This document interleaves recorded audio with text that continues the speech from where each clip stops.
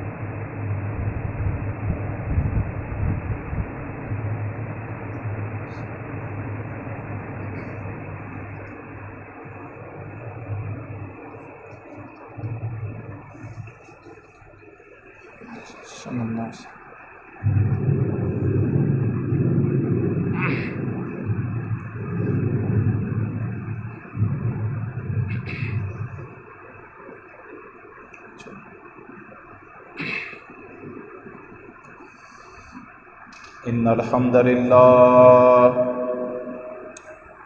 نحمده ونستعينه ونستغفره ونعوذ بالله من شرور انفسنا ومن سيئات اعمالنا، من يهده الله فلا مضل له ومن يضلل فلا هادي له، اشہد ان لا الہ الا اللہ وحدہ لا شریک لہ واشہد ان محمدا عبدہ ورسولہ۔ یا ایہا الذین آمنوا اتقوا اللہ حق تقاتہ ولا تموتن الا وانتم مسلمون۔ یا ایہا الناس اتقوا ربکم الذی خلقکم من نفس واحدہ وخلق منها زوجها وبث منہما رجالا کثیرا ونساء، واتقوا اللہ الذی تساءلون به والارحام ان اللہ کان علیکم رقیبا۔ یا ایہا الذین آمنوا اتقوا اللہ وقولوا قولا سدیدا یصلح لکم اعمالکم ویغفر لکم ذنوبکم ومن یطع اللہ ورسولہ فقد فاز فوزا عظیما۔ اما بعد فإن خیر الحدیث کتاب اللہ وخیر الہدی ہدی محمد صلی اللہ علیہ وسلم وشر الامور محدثاتها وكل محدثة بدعة وكل بدعة ضلالة وكل ضلالة في النار۔ اعوذ باللہ من الشیطان الرجیم، بسم اللہ الرحمن الرحیم۔ والفجر وليال عشر والشفع والوتر واللیل اذا یسر هل فی ذلک قسم لذی حجر۔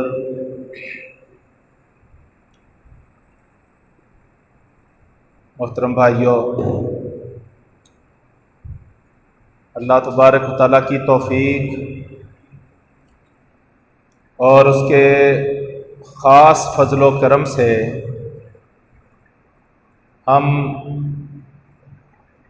عشرہ ذی الحجہ میں داخل ہو چکے ہیں، یقیناً آپ نے اس عشرہ مبارکہ کے بارے میں نبی اکرم صلی اللہ علیہ وسلم کا یہ فرمان سن لیا ہوگا کہ سال کے تمام دنوں میں سب سے افضل دن نیک عمل کے اعتبار سے یہ دن ہیں جن کو ذی الحجہ کے پہلے 10 دن کہا جاتا ہے،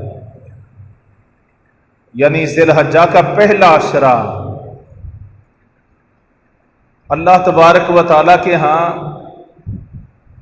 نیک اعمال کی مناسبت سے سال بھر کے دنوں میں یہ افضل دن ہے۔ نبی اکرم صلی اللہ علیہ وسلم نے جب یہ بات ارشاد فرمائی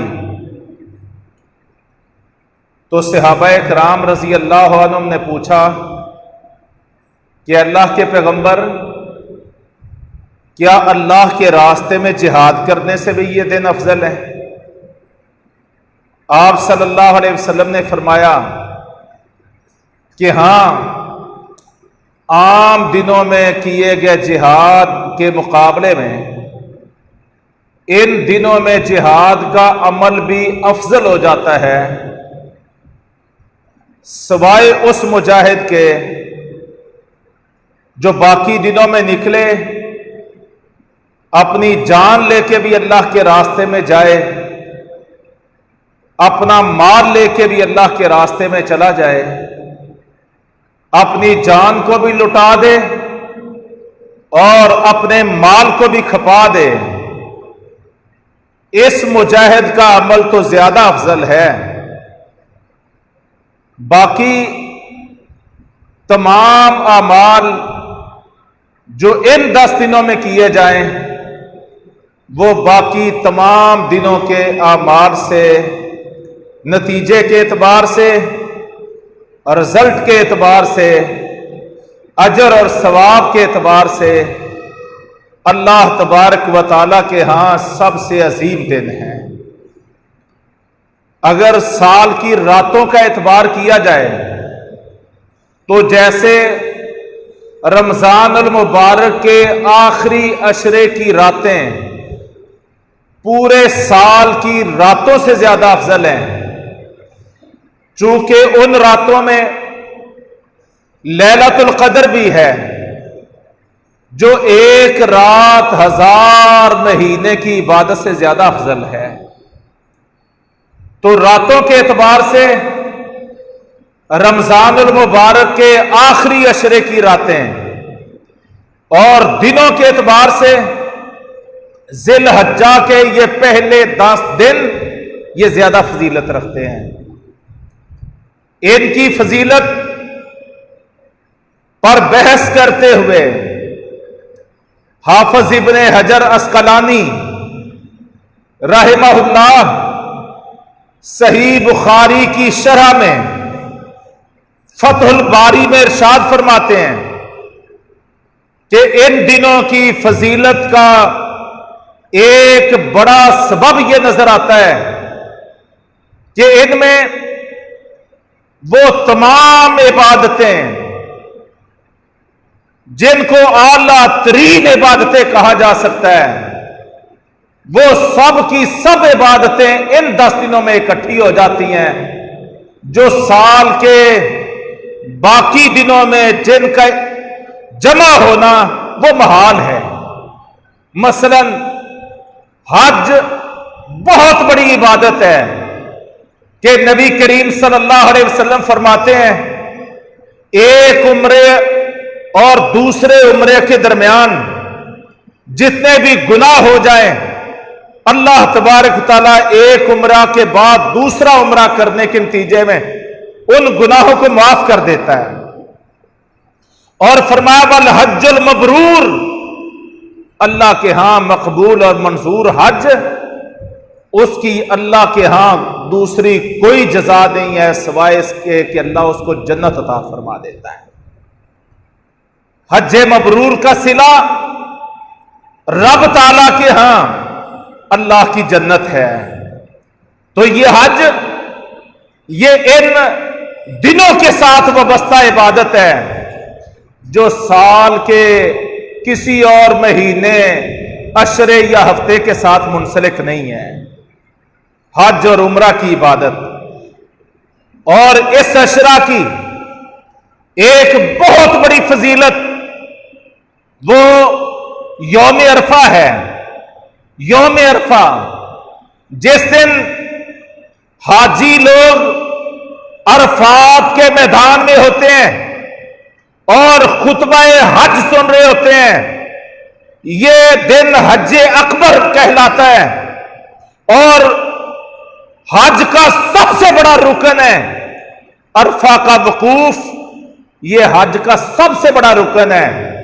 اور یوم عرفہ اسی عشرے کی 9 ذی الحجہ کے ساتھ منسلک ہے کہ 9 ذی الحجہ کو حاجی لوگ عرفہ کے میدان میں ہوتے ہیں، امام حج کا خطبہ سن رہے ہوتے ہیں اور حج کا سب سے بڑا رکن ادا کر رہے ہوتے ہیں. اور جس دن حاجی لوگ عرفہ کے میدان میں ہوتے ہیں اس کو یوم عرفہ کہا جاتا ہے. اور نبی کریم صلی اللہ علیہ وسلم نے کیا فرمایا کہ عرفہ کا روزہ 9 ذی الحجہ کا روزہ، آپ صلی اللہ علیہ وسلم نے فرمایا کہ میں امید رکھتا ہوں کہ میری امت کا جو فرد یوم عرفہ کا روزہ رکھے گا، میں امید کرتا ہوں کہ اللہ تبارک تعالیٰ اس کے سابقہ 1 سال کے اور آئندہ 1 سال کے رب تعالیٰ 2 سال کے گناہوں کو معاف کر دے گا. عرفہ کا روزہ، یوم عرفہ. اگر پہلے ذی الحجہ کے اس عشرے کی اور کوئی فضیلت بھی نہ ہو سوائے یوم عرفہ کے، یہ فضیلت ہی اتنی بڑی فضیلت ہے کہ جس کا مقابلہ کرنا کسی اور دن کے بس کی بات نہیں ہے. یوم عرفہ اور اس دن کی فضیلت، اس عشرے کی فضیلت میں ایک فضیلت یوم نحر بھی ہے. ذی الحجہ کی 10ویں تاریخ جس دن حاجی لوگ بھی اور ساری دنیا میں بسنے والے مسلمان بھی اپنے رب کے نام پہ جانوروں کی قربانی کرتے ہیں. یہ بھی اس عشرہ کے 10ویں تاریخ کے ساتھ یہ منسلک عبادت ہے. اللہ کے نام پہ قربانی کرنا، اللہ کے نام پہ خون بہانا، اللہ کے نام پہ جانوروں کا ذبح کرنا. تو یہ عشرہ ذی الحجہ کی یہ بھی ایک اعزاز اور انفرادیت ہے کہ اس عشرہ ذی الحجہ کا اختتام یوم نحر پہ ہوتا ہے. اور ایک روایت میں نبی اکرم صلی اللہ علیہ وسلم فرماتے ہیں کہ سال کے تمام دنوں میں افضل دن یوم نحر کا دن ہے، جس دن دنیا بھر میں رب کے نام پہ خون پیش کیا جا رہا ہوتا ہے، قربانی کی جا رہی ہوتی ہے. میرے عزیز بھائیوں، ہم دیکھتے جائیں تو نبی کریم صلی اللہ علیہ وسلم اس ذی الحجہ کے آخری دن، عشرہ ذی الحجہ کے آخری دن آپ صلی اللہ علیہ وسلم قربانی کیا کرتے تھے. مدینہ میں بھی ہوتے ہوئے 10 سال آپ مدینہ منورہ میں رہے اور صحابی بیان کرتے ہیں ہر سال نبی اکرم صلی اللہ علیہ وسلم قربانی کیا کرتے تھے. بعض اوقات ایک قربانی کرتے، بعض اوقات 2 مینڈے اور 2 دمبے ذبح کرتے. اور حجت الوداع آپ صلی اللہ علیہ وسلم نے زندگی میں ایک حج کیا. جب آپ صلی اللہ علیہ وسلم حج کرنے کے لیے گئے تو اپنے ساتھ قربانی کے لیے 100 اونٹ اللہ کے نبی اپنے ساتھ لے کے گئے ہیں۔ اللہ اکبر، یہ کون نبی ہے؟ یہ کون پیغمبر ہے کہ جن کے گھر میں 2 مہینے چولہے پر پکانے کے لیے کچھ نہیں ہوتا تھا، فقر و فاقہ، بھوک اور پیاس، تنگی اور افلاس، لیکن رب کے نام پہ قربان کرنے کا مرحلہ آتا ہے تو نبی اکرم صلی اللہ علیہ وسلم کیا اسوہ پیش کرتے ہیں؟ ایک حج اور قربانی کے موقع پہ آپ صلی اللہ علیہ وسلم 100 اونٹ نہر کرتے ہیں۔ 63 اونٹ آپ صلی اللہ علیہ وسلم خود اپنے ہاتھ سے نہر کرتے ہیں، 63 اونٹ۔ اور 37 اونٹوں کے لیے آپ صلی اللہ علیہ وسلم سیدنا علی رضی اللہ عنہ کو فرماتے ہیں کہ علی اب تم ان کو نہر کرو۔ گویا کہ ایک قربانی کے موقع پہ نبی کریم صلی اللہ علیہ وسلم 100 سرخ اونٹ قربان کرتے ہیں۔ میرے عزیز بھائیوں، یہ اس عشرہ ذی الحجہ کے ساتھ جڑی ہوئی عبادتیں ہیں کہ اس میں توحید کے غلغلے بھی بلند ہوتے ہیں۔ ساری دنیا سے حاجی لوگ اس عشرہ میں حرم کی طرف رواں دواں ہوتے ہیں، اور ہر حاجی کی زبان پہ لبیک اللہم لبیک لا شریک لک لبیک ان الحمد والنعمت لک والملک لا شریک لک، یہ تلبیہ ہوتا ہے، یہ ترانہ ہوتا ہے، ترنم سے اس کو پڑھا جا رہا ہوتا ہے، ایک سوز ہوتا ہے، ہر طرف اللہ کی کبریائی کی آوازیں بلند ہو رہی ہوتی ہیں، اللہ کی توحید اور وحدانیت کی گواہیاں پیش کی جا رہی ہوتی ہیں، اور جس قدر اللہ کی توحید، الوہیت، شرک سے بیزاری کے اعلان اس عشرہ ذی الحجہ میں ہو رہے ہوتے ہیں، اتنا کبھی سال کے باقی دنوں میں اللہ کی کبریائی اور اللہ تبارک تعالیٰ کی وحدانیت کے یوں نقارے نہیں بجائے جاتے۔ تو توحید کے حوالے سے بھی، اور نماز اعمال میں ایمان قبول کرنے کے بعد نماز سب سے افضل عمل ہے۔ ایمان قبول کرنے کے بعد اعمال میں سے سب سے افضل عمل نماز ہے۔ نبی اکرم صلی اللہ علیہ وسلم فرماتے ہیں کہ میں اپنے بندے کے اعمال میں سب سے زیادہ میرے نزدیک پسندیدہ عمل اس کا فرائض کی ادائیگی ہے۔ فرائض، اور فرائض میں 5 وقت کی فرض نمازیں۔ لیکن عزیز بھائیوں، میں جس طرف توجہ دلانا چاہتا ہوں، میں تو اس عشرہ ذی الحجہ کے مسائل و احکام کے حوالے سے، فضائل و مناقب کے حوالے سے بات کر رہا ہوں۔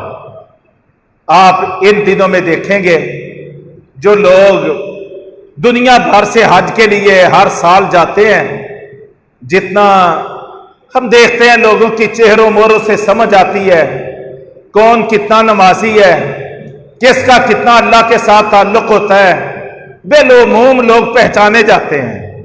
لیکن وہ لوگ جو زندگی بھر جنہوں نے باقاعدگی سے 5 نمازیں نہیں پڑھی ہوتی، جب اللہ تبارک تعالیٰ اپنے گھر کی زیارت اور حج کے لیے ان کو بلا لیتا ہے، ہم دیکھتے ہیں کہ اذان سے پہلے ہی وہ بھی اللہ کی عبادت نماز کے لیے حرم کی طرف بھاگے جا رہے ہوتے ہیں۔ تو ان لوگوں کو بھی رب تعالیٰ اپنے سامنے قیام کرنے، رکوع اور سجدہ کرنے کی ان دنوں میں توفیق عطا فرما دیتا ہے کہ جو لوگ عام حالات میں باقاعدگی کے ساتھ نمازیں نہیں پڑھتے، حج کی بنیاد پہ اللہ تبارک و تعالیٰ ان کو بھی توفیق عطا فرما دیتا ہے۔ تو گویا کہ میں نے آپ کے سامنے اس عشرہ کے حوالے سے چند ایک اشارات پیش کی ہیں کہ اس عشرۂ ذی الحجہ میں ساری عبادتیں امہات العبادہ، عبادت کی بڑی بڑی جو امہات ہیں، بنیادی عبادتیں ہیں، ارکان اسلام ہیں، وہ سب کے سب رکن ان 10 دنوں میں اکٹھے ہو جاتے ہیں۔ اللہ تبارک و تعالی ہمیں بھی ان 10 دنوں میں زیادہ سے زیادہ عبادت کرنے کی توفیق عطا فرمائے۔ اب اس حدیث پہ دوبارہ غور کیجئے کہ جس میں نبی کریم صلی اللہ علیہ وسلم نے فرمایا کہ ایام میں سے عبادت کے حوالے سے، فضیلت کے حوالے سے اللہ تبارک و تعالیٰ کے ہاں سب سے افضل ایام ذی الحجہ کے پہلے 10 دن ہیں۔ ان دنوں میں کوئی بھی عبادت آپ کرتے ہیں، اللہ کی توحید الوہیت کا اقرار کرتے ہیں، جناب نماز پڑھتے ہیں، روزہ رکھتے ہیں، حج کرتے ہیں، صدقہ دیتے ہیں، جو عمل بھی آپ کرتے ہیں، تو باقی ایام میں اللہ تبارک و تعالیٰ نے جو اجر اور ثواب دینا ہوتا ہے اس سے کہیں زیادہ اجر اور ثواب ان عبادات کا، اعمال کا اللہ تبارک و تعالیٰ ذی الحجہ کے ان دنوں میں عطا فرماتا ہے۔ یہ ہے ضمانت رسول اللہ صلی اللہ علیہ وسلم کی، اور آپ کے اس فرمان کا معنی کیا ہے، مقصد کیا ہے کہ ہم لوگ زیادہ اللہ کی عبادت کی طرف پلٹ آئیں، اپنے رب کو بنانے کے لیے زیادہ رغبت کریں، اپنے اندر اپنے رب کے تقرب کی زیادہ کوشش کریں۔ اگر پہلے کوئی کمی بیشی رہ جاتی ہے تو ان 10 دنوں میں یہ کمی بیشی نہیں رہنی چاہیے، اس کو کور کرنا چاہیے، ہمیں بہت زیادہ متحرک ہونا چاہیے۔ جیسے رمضان المبارک کی آخری 9 راتوں میں اور طاق راتوں میں ہم لیلۃ القدر کی تلاش کے لیے متحرک ہوتے ہیں، تو ایسے ہی ذی الحجہ کے پہلے ان 10 دنوں میں ہمیں اللہ کی عبادت کے لیے بھی متحرک ہونا چاہیے۔ نبی کریم صلی اللہ علیہ وسلم کی سنت مبارکہ، آپ صلی اللہ علیہ وسلم ذی الحجہ کے پہلے 9 دنوں کا روزہ رکھا کرتے تھے۔ یکم ذی الحجہ سے 9 ذی الحجہ تک روزہ رکھتے، 9 دن ذی الحجہ کے آپ صلی اللہ علیہ وسلم روزہ رکھا کرتے تھے۔ ہمیں بھی اس کی کوشش کرنی چاہیے، اور اگر 9 دنوں کا نہ ہو سکے تو ہمیں یوم عرفہ کا روزہ رکھنا چاہیے۔ آج علماء میں کچھ اس سلسلے میں اختلاف ہو گیا ہے کہ پاکستان میں عرفہ کا دن کون سا ہے، 9 ذی الحجہ ہے یا وہ دن ہے جس دن حاجی لوگ عرفات کے میدان میں ہوتے ہیں۔ چونکہ بالعموم سعودی عرب کا اور ہمارا ایک دن کا آگا پیچھا ہوتا ہے، بعض اوقات اکٹھے بھی ہو جاتے ہیں اور اکثر اوقات ایک دن کا آگا پیچھا ہوتا ہے، تو اس بنیاد پر یہ اختلاف واقع ہو گیا۔ لیکن اس کا حل اور علاج کیا ہے؟ نبی کریم صلی اللہ علیہ وسلم کے عمل میں اس کا علاج موجود ہے۔ وہ کیا ہے کہ آپ صلی اللہ علیہ وسلم ذی الحجہ کے پہلے 9 دن روزہ رکھا کرتے تھے۔ تو اگر 8 ذی الحجہ کو جناب عرفہ کا دن آ جائے تو آپ نے 8 کا بھی روزہ رکھا ہے۔ 9 ذی الحجہ اگر ہمارا 9 ذی الحجہ بن رہا ہے تو ہم 9 کا بھی روزہ رکھیں، تو 8 اور 9 کے 2 روزے رکھنے سے ہم اس اختلاف کے منظر سے اور الجھن سے ہم نکل سکتے ہیں۔ تو اس کے لیے بھائیوں اپنے اندر شوق پیدا کرو، اپنے اندر ذوق پیدا کرو، اپنے گھروں کے ماحول کو وہ رمضان المبارک جیسے ایمانی ماحول کا ان دنوں میں منظر پیدا کرو، قرآن کی تلاوت کی طرف زیادہ اہتمام کرو، اور عبادات کا اپنے اندر زیادہ ذوق و شوق پیدا کرو، تاکہ ہم اس گولڈن چانس کو، سنہری موقع کو کہیں ضائع نہ کر بیٹھیں۔ اللہ تبارک و تعالی ان اعمال کی ہمیں توفیق عطا فرمائے۔ بھائیو، جہاں باقی عبادات کرنی ہے، ان دنوں کی ایک زبردست عبادت وہ صدقہ بھی ہے۔ یہ قربانی نبی کریم صلی اللہ علیہ وسلم کی سنت ہے، اور یہ قربانیاں، یہ عبادتیں، یہ سارا کچھ، یہ اپنے رب کے نام پہ پیش کرنا، یہ بہت بڑے صدقے اور خیرات کی شکل ہے۔ ایک بندہ مومن اپنے رب کو کہے کہ ان صلاتی و نسکی و محیایا و مماتی للہ رب العالمین، اے اللہ میری عبادتیں، نمازیں بھی، میری قربانیاں بھی، میرا جینا اور مرنا بھی، میرا سب کچھ اے مولا کریم فقط تیرے لیے ہے۔ تو قربانیاں خریدنا، یہ اشرا قربانیاں خریدنے کا اشرا ہے۔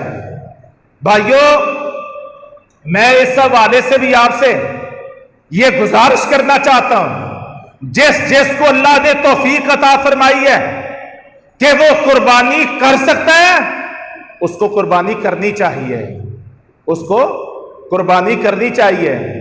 میں نے نبی کریم صلی اللہ علیہ وسلم کی سیرت آپ کے سامنے، آپ کی مثال اور آپ کی سنت پیش کی ہے کہ اگر باقی معاملات میں آپ کے گھر میں فاقہ اور بھوک کی کیفیت ہوتی تھی، لیکن 10 سال مدینہ منورہ میں رہے ہیں، اس قدر غربت، تنگی، بھوک اور افلاس کے باوجود آپ صلی اللہ علیہ وسلم نے 10 سال میں کبھی قربانی کی سنت کو نہیں چھوڑا ہے، قربانی کی سنت کو نہیں چھوڑا۔ اور حج پہ گئے تو 1 2 4 قربانیاں نہیں، 100 اونٹ نہر کیے ہیں۔ آج ہمارے پاس پلاٹ خریدنے کے لیے، گھر بنانے کے لیے، بیوی بچوں کے کپڑے خریدنے کے لیے، تو جناب شاپنگ کرنے کے لیے، عیدیاں لینے کے لیے، اور لاڈ اور نخرے پورے کرنے کے لیے ہم سب کچھ کر لیتے ہیں، قربانی پہ آ کے ہماری جان نکلتی ہے۔ میں دیکھتا ہوں ایسے لوگ اگر 100 ہیں جو قربانی نہیں کر پا رہے، ان میں سے 50 لوگ ایسے ہوتے ہیں، 50% لوگ ایسے ہوتے ہیں، اگر دل کا اخلاص موجود ہو، جذبہ اور اللہ کے نبی کی سنت سے وفا موجود ہو، تو وہ اہتمام کر سکتے ہیں، اہتمام کر سکتے ہیں۔ یہ بد نیتی ہوتی ہے، یہ غلط سوچ ہوتی ہے، یہ شیطانی وسوسے ہوتے ہیں۔ کوئی بات نہیں، سنت ہی تو ہے نا، سنت ہے، کیا ہے، کر لیں گے پھر بھی ٹھیک ہے، نہ کریں گے پھر بھی ٹھیک ہے۔ وہ بیٹے کی شادی کرنی ہے، اگر قربانی کریں گے 20-25 ہزار کی، 10-11 ہزار کا حصہ ڈالیں گے تو پھر شادی میں نا معاملہ پورا نہیں ہوگا۔ وہ بیٹی کا جہیز تیار کرنا ہے، وہ فلاں پلاٹ کی قسط دینی ہے، کمیٹی ڈالی ہوئی ہے اس کا فلاں کرنا ہے۔ بھائیو، یہ سب شیطانی وسوسے ہیں، جھانسے ہیں، باز آ جاؤ ایسی حرکتوں سے۔ اگر اللہ نے توفیق دی ہے، سارا سال مناسب گزر جاتا ہے۔ اگر پورے سال میں یار ہم کمیٹیاں ڈالتے ہیں، یہ وہ کرتے ہیں، کیا کچھ نہیں کرتے، اگر ہم نیت کر لیں، عزم ہو، ایک جذبہ اطاعت اور وفا ہو، تو ہم کیا کر سکتے ہیں؟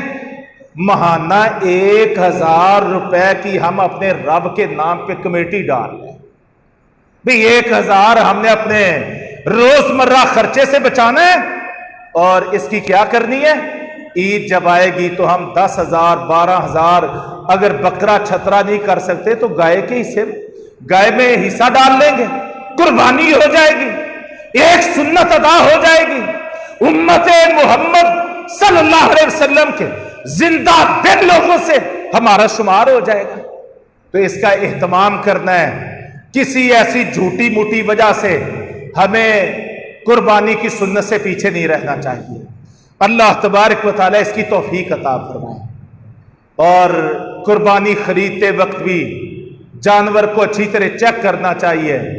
ہم 10 تھان چیک کرتے ہیں کپڑے کے، 10 20 تھان چیک کرتے ہیں، پھر کوئی ایک آدھ سوٹ ہمیں پسند آتا ہے، کئی دکانیں چیک کرتے ہیں، پھر جا کے ہمارے من کو بھاتا ہے، لیکن قربانی ہمیں آنکھیں بند کر کے نہیں لینی چاہیے۔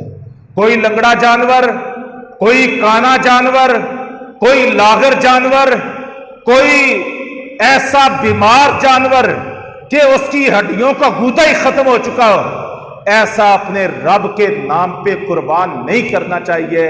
یہ قربانی نہیں، یہ رب کے ساتھ مذاق ہے۔ جیسے ہمارے معاشرے نے صدقے کے کالے بکروں کا رب کو مذاق بنایا ہوا ہے، اللہ کا خوف نہیں آتا، باقی معاملات کے لیے بڑھ چڑھ کے ہم کرتے ہیں کہ ناک نہ کٹ جائے، ناک کو بچانے کے لیے ہم بہتر سے بہتر کرتے ہیں، اور اگر رب کے نام پہ کوئی نظر مان لے کہ بکرا ذبح کریں گے تو پھر بکرے کون سے؟ اب ہمارے معاشرے میں نام ہی ان بکروں کا صدقے کے بکرے پڑ گئے ہیں کہ یہ رب کے نام پہ قربان ہونے کے لیے ہمیں شرم آنی چاہیے، ہمیں اپنے رب سے حیا آنا چاہیے، اپنے رب کے نام پہ پیش کرتے ہوئے ہمارا یہ ستیلا انداز اور یہ بالکل بے رخی والا انداز، اللہ تبارک تعالی ہمیں اپنی اصلاح کرنے کی توفیق عطا فرمائے۔ اور بھائی، اس عشرہ ذی الحجہ کی ایک بہت بڑی عبادت وہ اذکار ہے، اذکار، تسبیحات، تکبیرات۔ جب چاند نظر آ جاتا، امام بخاری رحمہ اللہ نے یہ باب باندھا ہے کہ عشرہ ذی الحجہ میں تسبیح و تکبیر اور تحلیل کا اہتمام کرنا، تسبیحات زیادہ سے زیادہ پڑھنا، تکبیرات اونچی سے اونچی کہنا، لا الہ الا اللہ کے جناب کلمے کو بار بار دہرانا، یہ عشرہ ذی الحجہ کی ایک خاص سنت ہے۔ چاند کے نظر آنے سے شروع کر کے 13 ذی الحجہ کی شام تک قربانی کے 4 دن بھی اس میں شامل کرنے ہیں۔ 13 ذی الحجہ کی شام تک تکبیرات کا اہتمام، وہ تکبیرات جو ہم عید کے موقع پہ کہتے ہیں، اللہ اکبر، اللہ اکبر، لا الہ الا اللہ، اللہ اکبر، اللہ اکبر وللہ الحمد۔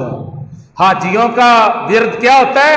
لبیک اللہم لبیک، لبیک لا شریک لک لبیک، ان الحمد والنعمت لک والملک لا شریک لک۔ اور جو حج پہ نہیں جا سکے ان کا ورد کیا ہوتا ہے؟ اللہ اکبر، اللہ اکبر، لا الہ الا اللہ، اللہ اکبر، اللہ اکبر وللہ الحمد۔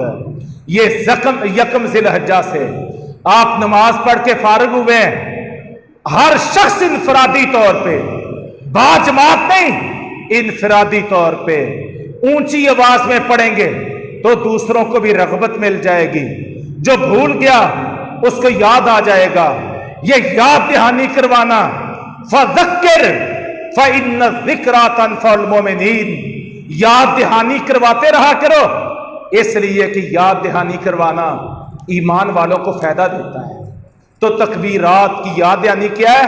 نماز میں سلام پھیرے تو اونچی آواز میں ہم 2 دفعہ 4 دفعہ 6 دفعہ یہ تکبیرات اونچی پڑھ لیں تاکہ بھولے ہوئے کو بھی یاد آ جائے۔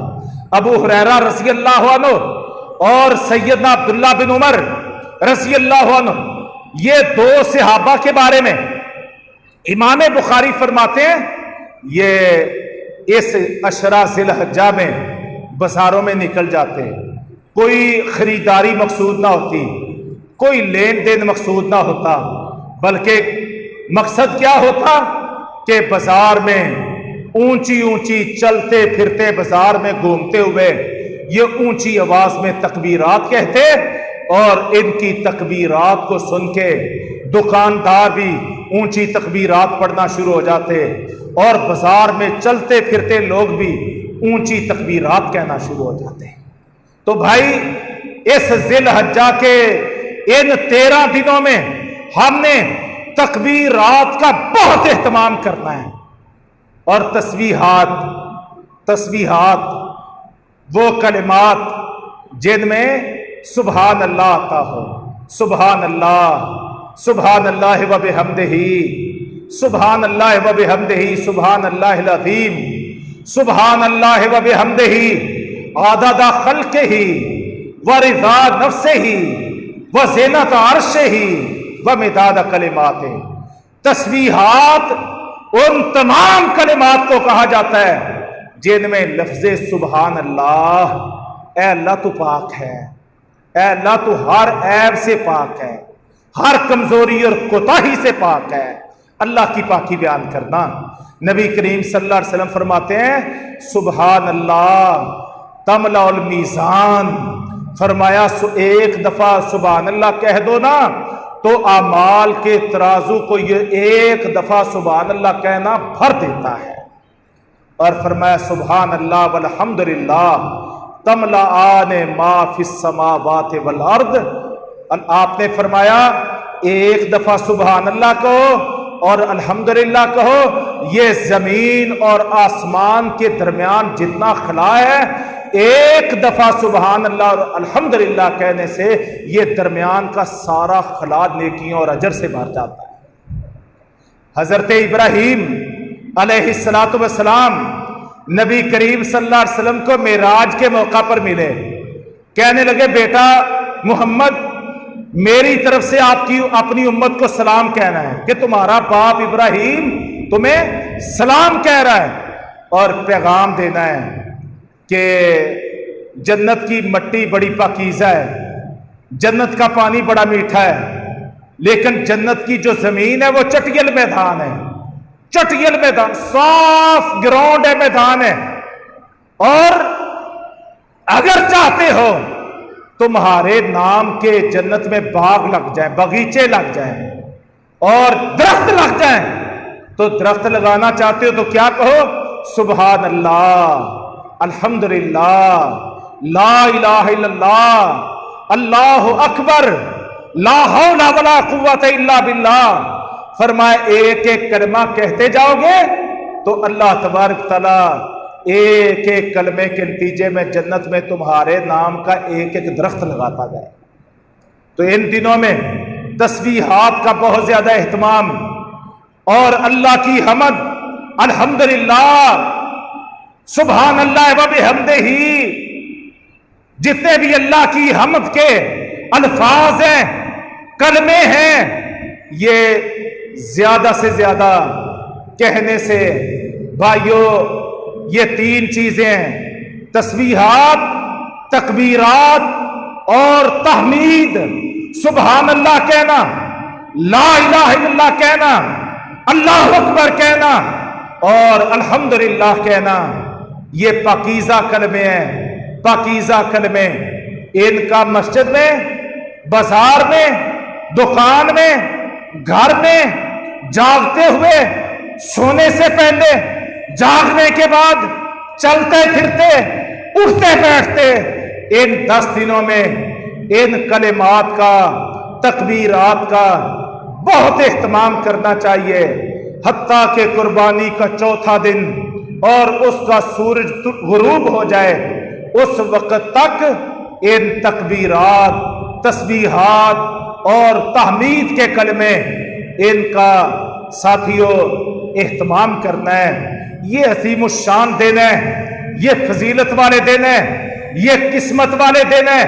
इन दिनों को हमें फजूल में नहीं गुजारना है, इनका बहुत ज्यादा हमें इकराम करना है, एहतराम करना है और अल्लाह तबारक तआला से ज्यादा अजर हासिल करना है, इसकी उम्मीद रखनी है। खुद भी इसके लिए अपने आप को तैयार करना है, अपने घरों में और मुआशरे में भी अच्छा माहौल बनाना है, खुद कुर्बानियां खरीदनी भी हैं, लोगों को इसकी तरफ राग़िब भी करना है। और अल्लाह के फजलो करम से मरकज अल इस्लामी में हर साल इज्तिमाई कुर्बानी का एहतमाम किया जाता है, यानी खरीदारी और इज्तिमाई तौर पर ज़बह और फिर गोश्त तैयार करके हिस्से तकसीम किए जाते हैं। इस बुनियाद पर जिन लोगों ने भी इज्तिमाई कुर्बानी में शरीक होना हो, 15,000 फी हिस्सा अब्दुल हमीद भाई ने तय किया है تو آپ ان سے رابطہ کر کے اس میں اپنے آپ کو شریک کیجئے۔ اور اس سال تو ہم ایک بہت ہی بڑا سعادت بڑا کام کرنے لگے ہیں۔ وہ کام کیا ہے؟ انشاءاللہ ہر آبادی میں اللہ کے فضل و کرم سے زیادہ قربانیاں کریں گے، اجتماعی قربانیاں۔ ضرورت کا گوشت گھر میں رکھیں گے اور باقی گوشت اپنے گرد و پیش کے ماحول میں، جو ہمارے لوگ قربانی کرنے کی طاقت نہیں رکھتے، ہماری کوشش یہ ہے، پورے ملک میں ہمارا عزم اور جذبہ یہ ہے، ہم نے انشاءاللہ کوشش یہ کرنی ہے ہر اس گھر تک قربانی والے دن ہم گوشت 2 کلو 3 کلو 4 کلو پہنچانے میں کامیاب ہوں، جو ہمارے گرد و پیش کے ماحول میں قربانی کرنے کی طاقت نہیں رکھتے ہیں۔ اس میں بھی آپ لوگوں کو شریک ہونا چاہیے۔ اگر آپ چاہتے ہیں کہ کمیٹیاں اور جماعت یہ کام کرے، پھر آپ ہمیں گائے خرید کے دے دیں، حصے کی رقم دے دیں، تاکہ اسی آبادی میں ہم گائے خرید کے ذبح بھی کریں، گوشت بھی بنائیں، اور پوری آبادی اور محلے میں غریبوں میں، مستحق لوگوں میں، ان کے گھروں اور دہلیز تک ہم اس تعاون کو پہنچانے والے بھی بنے۔ ہم عید کے دنوں میں یہ چاہتے ہیں کہ یہ گداگری کے لوگ شاپر لے کے آ جاتے ہیں، برتن لے کے آ جاتے ہیں، اور جن لوگوں نے قربانی کی ہوتی ہے وہ 2-3 اچھی بوٹیاں اور ساتھ ہی 2-3 جناب چربی والی وہ ایک مٹھی بھر کے دے دیتے ہیں، جیسے فقیر کو دینا ہوتا ہے۔ ابھی میں خطبہ جمعہ سے پہلے نبی کریم صلی اللہ علیہ وسلم کی ایک حدیث پڑھ رہا تھا۔ آپ نے فرمایا لا یؤمن احدکم، تم میں سے اس وقت تک کوئی شخص ایمان والا ہو نہیں سکتا حتی یحب لاخیہ ما یحب لنفسہ، جب تک اپنے دوسرے بھائیوں کے لیے بھی وہ کچھ پسند نہ کرے جو اپنے لیے پسند کرتا ہے۔ ہم تو اپنے لیے یہ بکاری پن، یہ فقیرانہ انداز کہ ہم کسی کے پاس جائیں اور وہ فقیروں کی طرح ایک مٹھی ہمیں دے دے، ہم اپنے لیے پسند نہیں کرتے، تو ہمیں اپنے لوگوں کے لیے، بھائیوں کے لیے بھی پسند نہیں کرنا چاہیے۔ غربت عیب نہیں ہے، نہ امیری دولت مند ہونا اعزاز ہے، نہ غربت عیب ہے۔ زیادہ دولت ہونا شکر کا امتحان ہے، اور زیادہ غربت اور تنگی ہونا یہ صبر کا امتحان ہے۔ اللہ جس کو چاہے شکر کے امتحان میں ڈال دے، اور جس کو چاہے اللہ صبر کے امتحان میں ڈال کے اس کو آزما لے، تو یہ کوئی عیب نہیں ہے۔ غریب ہونا اور امیر ہونا کوئی احساس اور افتخار کی بات نہیں ہے، دونوں امتحان میں ہوتے ہیں، دیکھنا ہے کامیاب کون ہوتا ہے۔ تو آؤ میرے بھائیوں، ہم اللہ تبارک تعالیٰ سے دعا کریں کہ رب تعالیٰ ہمیں حق اور سچ پہ قائم رہنے کی توفیق عطا فرمائے، اور وہ رب العالمین ہمیں ذی الحجہ کے ان ایام سے بھرپور فائدہ اٹھانے کی توفیق عطا فرمائے، اور وہ ہمارے اعمال کو قبول فرما لے، ہمارا حامی و ناصر ہو جائے، ہماری عبادتیں بھی، ہماری قربانیاں بھی، ہمارا زندہ رہنا، ہمارا مرنا، سب کچھ ہمارے رب کے نام پہ ہو جائے، اور وہ ان سارے اعمال کو شرف قبولیت عطا فرما دے۔ تو یہ بڑی کامیابی ہے، اللہ ہمارے مقدر میں یہ کامیابی فرمائے۔ اقول قولی ھذا استغفر اللہ لی ولکم۔